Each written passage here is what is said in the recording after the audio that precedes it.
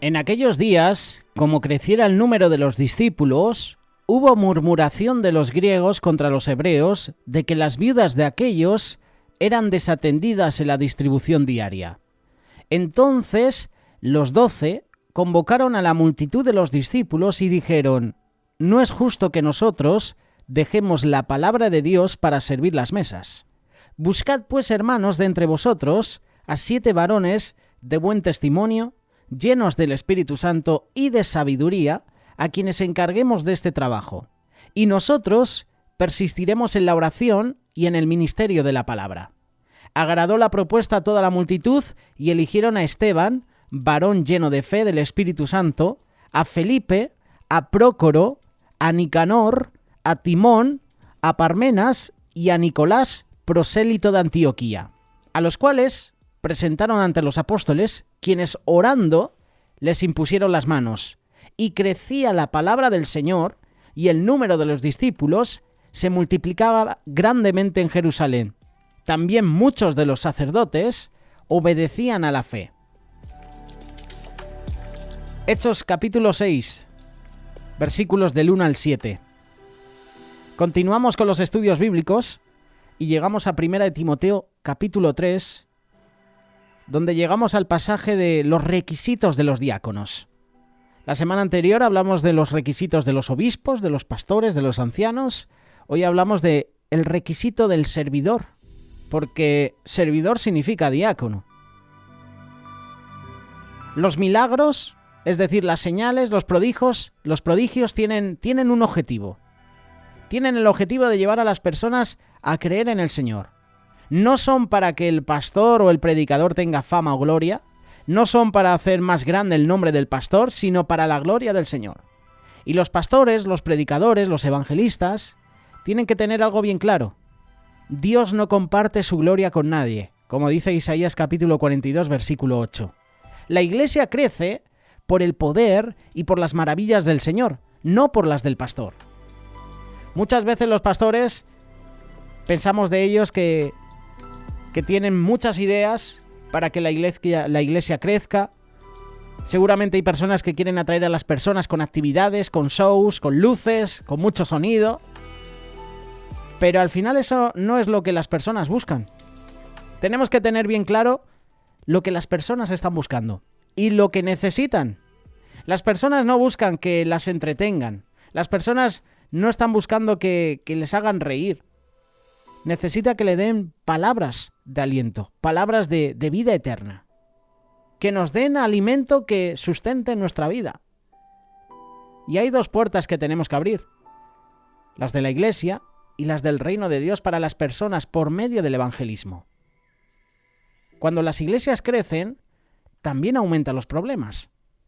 Cuando la iglesia primitiva comenzó a crecer y aumentaron el número de los discípulos, es decir, las personas que creyeron y siguieron a Jesús, igualmente los problemas aumentaron. Es como esa ley física, a mayor peso, mayor fricción, ¿no? Pues igualmente cuando la iglesia va creciendo, la oposición del enemigo aumenta. Trata de frenarla, trata de dividirla. El problema de la iglesia de Hechos surgió que los judíos griegos se quejaban porque sus viudas eran desatendidas y que solo se les daba prioridad en la repartición de la ayuda a las viudas de los judíos de Israel. Y en la iglesia actual igualmente, cuando crece la congregación, los problemas aumentan. Los malos entendidos entre la congregación, entre las parejas, dentro de la iglesia. Cada uno tiene diferentes opiniones de lo que el pastor debería de hacer. Pleitos entre los hermanos, pleitos entre las familias de la iglesia. Igualmente crecen las necesidades económicas. El mantenimiento de la iglesia es más caro, hay que comprar sillas, hay que reparar equipos de sonido, hay que transportar a las personas a la iglesia, eso es decir, gasoil que estás consumiendo, ayudas, refrigerios. ¿Qué podemos hacer? Hebreos capítulo 13 menciona de sujetarnos a nuestros pastores, es decir, apoyarlos. No buscar otro rebaño, sino apoyar al pastor del rebaño.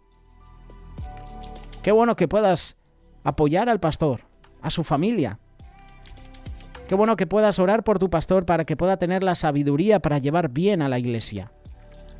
¿En qué consiste el trabajo pastoral? en orar, en predicar la palabra, como dice Hechos. El pastor no puede hacerlo todo.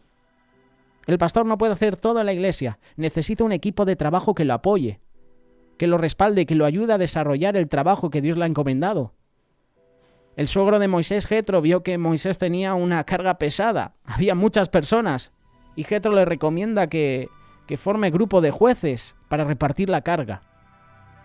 La palabra clave de todo buen líder es delegar, es decir, encomendar a otras para realizar las tareas que se necesitan hacer en la iglesia. Menciona la iglesia como tú como padre o como madre puedes delegar cargas a tus hijos en las labores de la casa. Un sábado uno hace el baño, un domingo uno puede hacer el comedor, tirar la basura, delegar las cargas para que uno no se cargue y se fatigue y se canse y se queme. El pastor no puede él solo evangelizar, no puede visitar a todos los enfermos, no puede recoger la ofrenda, no puede contarla, no puede depositarla en el banco, no puede dar consejería, no puede llevar a cabo los eventos evangelísticos porque se descuidaría de lo principal de la iglesia, que es la predicación de la palabra. Los discípulos dijeron que no era justo que ellos descuidaran la palabra de Dios por servir en las mesas. Es decir, que no es posible que un pastor no pueda preparar un mensaje, por ejemplo, tener un tiempo con Dios para preparar la palabra porque a lo mejor está centrado en otras áreas de la iglesia que a lo mejor a él no le corresponden. Cuando tenemos hermanos y hermanas que tienen la capacidad de realizar esas labores. La labor de los diáconos es ayudar al pastor en las diferentes necesidades de la iglesia. Lo acabamos de leer en Hechos capítulo 6, versículos del 1 al 7. Los discípulos decidieron nombrar a 7 hombres que luego se les daría el nombre de diáconos. Esos 7 hombres estarían para apoyar a los discípulos en las tareas aparte de predicar la palabra y orar. Los diáconos ayudarían a los discípulos a servir en las mesas. ¿Y qué significa eso? La mesa que hemos mencionado en este versículo 2 de Hechos capítulo 6, en el original significa trapeza. Y buscando en internet trapeza, la trapeza era una mesa usada para tomar los alimentos y era usada por los prestamistas para recibir el dinero. Y los trapecistas son los que están en el circo. Pero el trapecitas, es decir, los que usaban esas mesas, fueron los primeros bancos receptores de dinero que existieron. Es por eso que la labor de los diáconos en la iglesia es velar por las necesidades de la congregación, recibir el dinero de la congregación en diezmos y ofrendas. Junto con el pastorado es el único ministerio que se recibe por imposición de las manos, versículo 6. ¿Y qué significa la imposición de las manos? Yo pienso que significa estar apartado para el ministerio. El otro día mencionábamos y escuchábamos justamente a Óscar Fradejas en una reflexión diciendo la unción, estar apartado, ungido, transferir a otros una responsabilidad. Es decir, que los diáconos han recibido de parte del Señor una responsabilidad al igual que el pastor delante de Dios. Y podemos ver entonces que cuando la iglesia tiene el respaldo de Dios y tiene un buen equipo de trabajo, apoyando al pastor, al líder de la iglesia, Dios hace que la iglesia crezca. Dios respalda a esa iglesia. Vamos a leerlo, Hechos capítulo 6, versículo 7. Y crecía la palabra del Señor y el número de los discípulos se multiplicaba grandemente en Jerusalén. También muchos de los sacerdotes obedecían a la fe.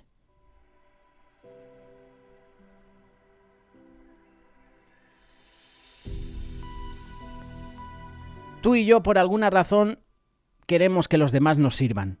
Queremos ser señores, queremos ser amos, queremos ser los primeros, queremos sentirnos superiores a los demás, ¿verdad? Queremos alcanzar el poder, el éxito, y lo queremos alcanzar a veces a cualquier precio.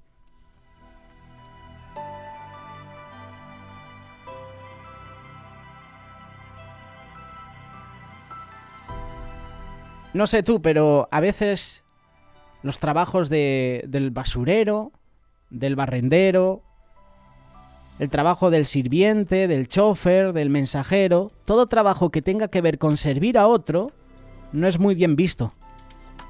Normalmente nos gusta los puestos más importantes, ¿verdad? Los puestos de arriba. No es malo querer un puesto importante, lo malo es la manera en que lo logras. Lo malo es la manera en que lo quieres lograr. Jesucristo nos dejó un secreto para alcanzar el éxito permanente en la vida. Ser siervo. Uno que tiene una actitud permanente de servicio a otros. Jesús vino a servir y no a ser servido. Y esa es la función de un diácono, que al final el nombre de diácono significa servidor. Jesús nos enseña el secreto para ser grandes, servir a los demás. ¿Quién quiere ser grande? ¿Quién quiere ser el mayor? ¿Quién quiere ser el primero en la fila? ¿Quién quiere ser el líder? Jesús nos desafía a buscar la grandeza, el liderazgo, pero de la manera correcta, sirviendo a los demás. El que quiere hacerse grande entre vosotros será vuestro servidor. Y eso es lo que significa servidor, diácono. Uno que sirve en forma general para ayudar a otros. Uno que sirve aliviando las necesidades de otro. Uno que sirve en la iglesia. Jesús tomó la toalla del servicio. Se levantó de la cena, se quitó su manto, tomando una toalla se la ciñó y luego puso agua en un lebrillo y comenzó a lavar los pies de los discípulos y a enjuagarlos con la toalla con que estaba ceñido. Juan capítulo 13, versículos 4 y 5. Conclusión de este espacio del estudio bíblico, requisitos de los diáconos. El servicio, el ser diácono, te hace grande. El ser diácono te hace mayor. El ser diácono te hace el primero en la fila. El ser diácono te hace un líder. El ser diácono te lleva a la gloria, pero a la gloria que proviene de Dios.